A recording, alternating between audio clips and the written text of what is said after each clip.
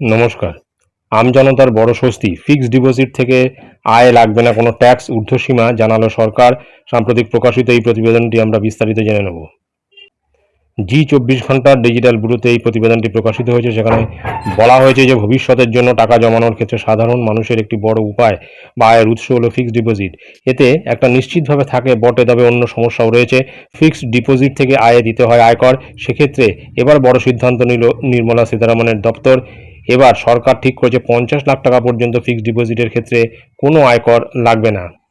একটা ভালো টাকা ফেরত পাওয়ার জন্য অনেকেই মোটা টাকা ফিক্সড ডিপোজিট করে থাকেন, সেখান থেকে ভালো টাকা আয় হয়। তবে সরকার এবার এই ফিক্সড ডিপোজিট থেকে আয়ের ওপর থেকে ট্যাক্স তুলে নিল। 50 লাখ টাকা পর্যন্ত ফিক্সড ডিপোজিট থেকে আয়ে আর ট্যাক্স লাগবে না। শুধু তাই নয়, ওই ফিক্সড ডিপোজিট থেকে বছরে আয় 4 লাখ টাকার বেশি না হলে কোনো আয়কর রিটার্ন জমা দিতে হবে না। এফডি থেকে 4 লাখ টাকার কম আয় হলে তা ট্যাক্স ফ্রি।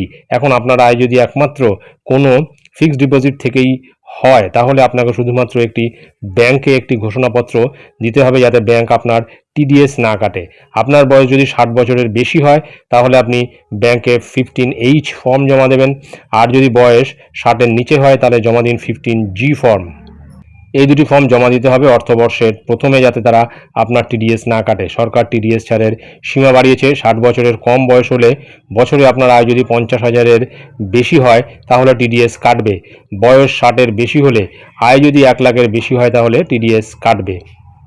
সুতরাং যে বিষয়টি সামনে এসছে যে ফিক্সড ডিপোজিট থেকে যে আয় বা যে ইন্টারেস্টটা আমাদের যারা ফিক্সড ডিপোজিট করেন তাদের যে আয় হয় ইন্টারেস্টটা, তাতে কিন্তু ট্যাক্স এই বছর থেকে লাগছে না, এমনটাই কিন্তু জানা যাচ্ছে। এবং সেক্ষেত্রে ব্যাংকে কিন্তু দু ধরনের ফর্ম জমা দিয়ে জানিয়ে দিয়ে আসতে হবে বা জানিয়ে দিতে হবে, যাতে টিডিএস না কাটে। 60 বছরের ওপরে হলে 15H এবং 60 বছরের নিচে হলে 15G, এই দুটো ফর্ম যাদের যা বয়স সেই অনুযায়ী কিন্তু জমা করতে হবে, ব্যাংকে জানাতে হবে, যাতে টিডিএস না কাটে।